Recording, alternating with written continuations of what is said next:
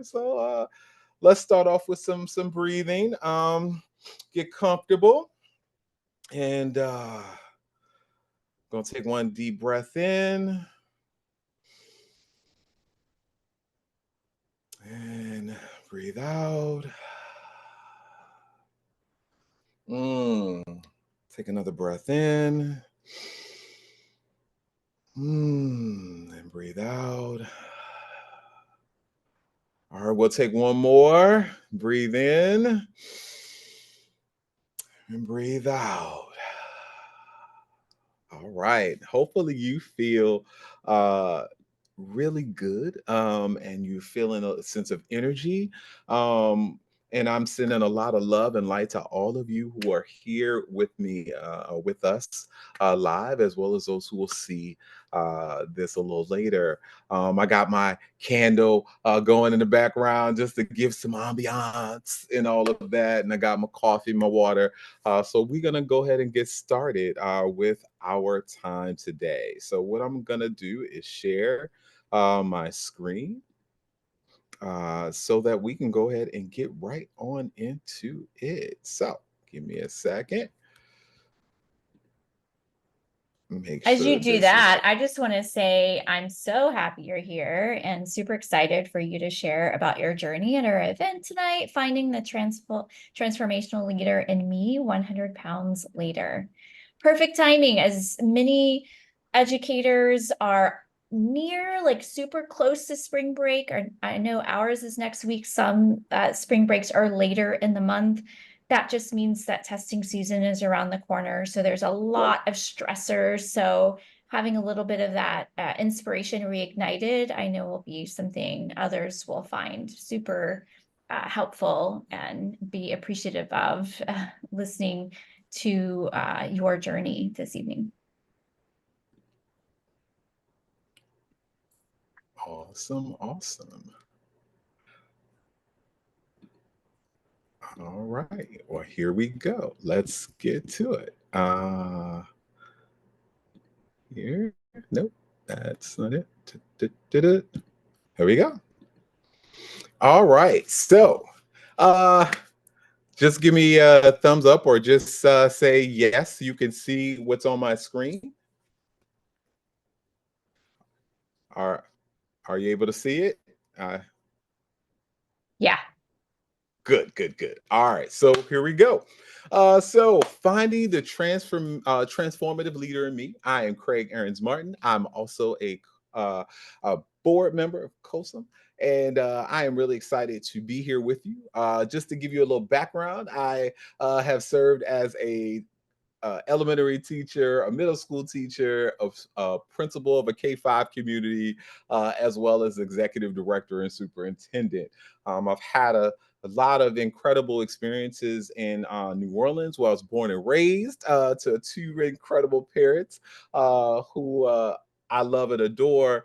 Was I found myself in Texas for a few years teaching third and fourth grade, and that was amazing. And then I transitioned here to Boston, where I have found some incredible and mighty work here in the greater Boston region. And I'm excited to share some nuggets from my own personal journey. And so I hope today that as we lean into our humanness, that there is an incredible nugget that you may take away from the time today.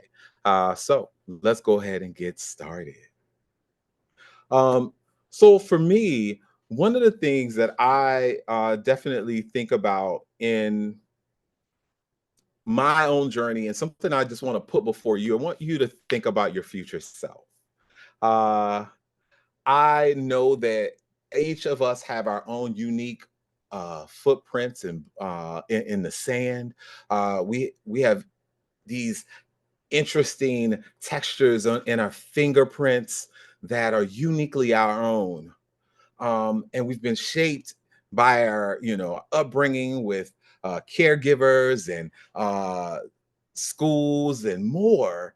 Uh, but I want you to lean into this question. And I want you to say this to yourself. Dear and you could say your name internally, and I want you to think about this message being to your future self. Who would be liberated because they experienced your transformation story? Mm, I'm gonna tell you a little bit about mine.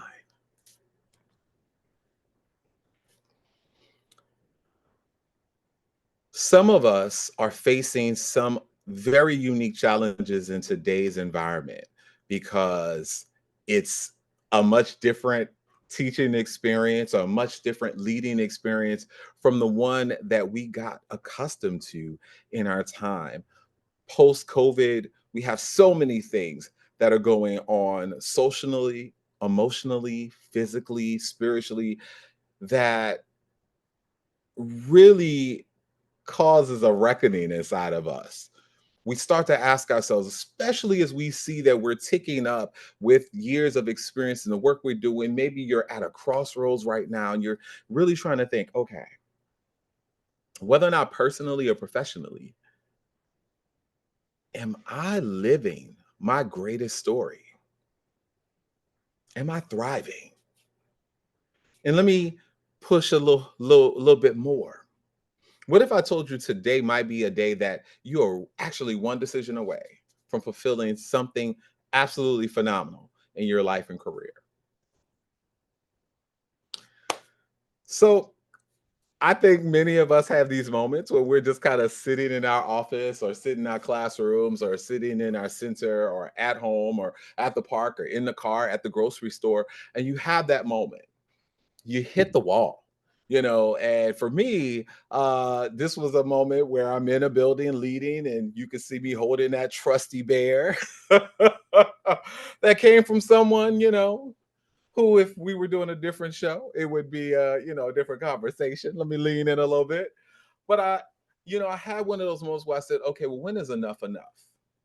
And Oprah had done this podcast. I think she was doing like a master class, if I'm not mistaken. And she asked this question about, you know, when do you decide that you are going to live your best life? When are you going to make a decision that the situation, the circumstance, the deferred gratification of whatever you want to live into and be actually is now? And either you lean into it and you take the leap of faith and take it on, or you walk it back. For me, I made a decision that I needed to actually make a change and make significant changes from the person who I was uh, to who I wanted to be. And of course, at this time, there's a lot of things happening politically and socially in the environment, whether or not you're someone who is trying to make sure your classroom spaces are inclusive and welcoming and brave, whether or not you are trying to fill a young person's toolkit with mindfulness tools that'll be helpful to them because they are systems involved. They are not living in the family structure that will be ideal for them to have, like a mom and a dad, or living with their grandma, or not living in foster care. We have a number of young people who, when they go to school, their biggest cheerleaders are sitting in today's classrooms, or maybe that's the principal, and we're overwhelmed with all the work that we have to take home, working extra hours, working extra jobs in order to do the things we do. And yet we're still expected to be brave and be vulnerable and show up as our authentic selves, right? And that can be taxing. Um, and it further pushes me to think about, in this world that we're in, especially in today's environments, where we are asked to be our authentic selves in spaces that are supposed to be inclusive, but internally we ask ourselves this big question of, well, can I actually trust my humanness with the next person? Are they going to create or cultivate or help nourish the environment, the conditions so that I can thrive in all that I have and all that I am? And so that's a big question. But one of the things that Oprah highlighted in this podcast is she talked about a mother who said that her son would not go to bed in his own bed, and he always found himself coming into her bed and laying in the bed with her, and she couldn't sleep, and she was like, "Hey, you are now 5. You should be able to stay in your own bed." And the mom was like, "But what am I supposed to do? Clearly, my child is asking for something, needing something from me." And that thing was for her to make a decision that you're going to grow a wonderful human being who is 5 and is going to actually lay in their own bed. And you're going to be able to lay in yours. And sometimes it's really about, okay, when enough is enough, we have to make a decision that we're going to bet on ourselves.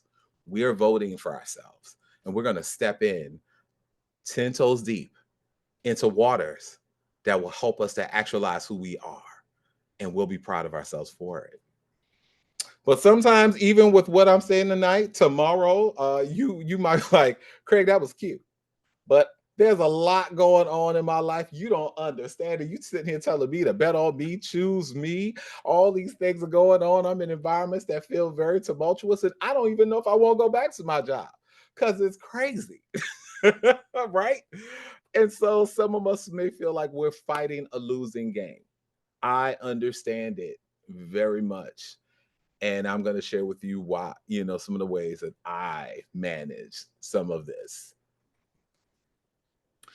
I love Princess Hemphill from the Embodiment Institute, uh, who shares a lot about how do we actually, how close, how in touch, how in tune are we to our own bodies? Do we understand that our bodies are also carrying a journey that we're going through? And sometimes it shows up in really interesting ways.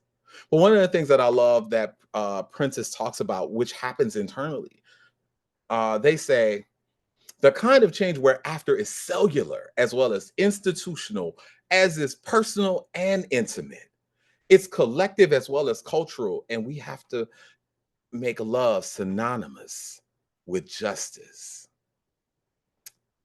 And I think that that justice first starts with you and making sure you're fair and kind to yourself, as well as you think about the love offering you extend to everyone else who's in your village who looks to you for all that they need. So I'm gonna jump right on into it and talk about here's my top, transformative leadership behaviors that have led to individual and collective metamorphosis. Number one, we got to commit to a mind, body, spirit, wellness connection in our journey. For me, I was in a position where I had just exited a relationship that was not nourishing me. I was in an environment in which I was giving all that I could. I was there after hours, early in the morning, and I could not find balance to save my life. My relationships were fractured, and some of them thin on a thin line. And I had gained significant pounds in my efforts to make time and space and be in community with folks and drink a bunch of stuff and eat a bunch of food. But I wasn't doing the balance of making sure that I was putting really good stuff back into my body, that I was actually spending time exercising or practicing yoga or taking that walk or doing those things. And so I learned that my body was telling me things, the constant headaches, the inability to remember things, the fact that I kept getting, reminders from friends that I missed something, another event, another birthday, and I just didn't feel good in my body. And so what I found myself doing was covering up and doing all the things we do when we also are carrying shame. and I had to make a decision. I was going to do something different. And so for me, it was about here in this video being able to lift my weight or greater. And as someone who grew up who actually started here in Boston at 350 good American pounds, I felt a sadness that I couldn't run around with my students. That yes, I was a cuddly Care Bear, but I dare not try to run after young people when I knew I was going to be out of breath. And I said, hey, this is not the level of vibrance that I want. I want to be out there, I want to be active. I want to be what my students needed, my scholars needed. And so I made a decision that I was going to do something different. And I made a commitment to a wellness journey that was very important. Part of that was I needed competition. I needed people around me who were doing the thing. And so there were opportunities like this 2020 miles in 2020. I did a warrior challenge last year, and more. But I found that if I did some of this work in community with other folks who also had their own personal journeys, I was more likely to engage in it. And I needed that competitive edge. So that helped me to get myself reignited to the wellness journey that I needed because it was life saving for me. I also felt that, hey, here's some of my young people. Gosh, I love them so much. And we had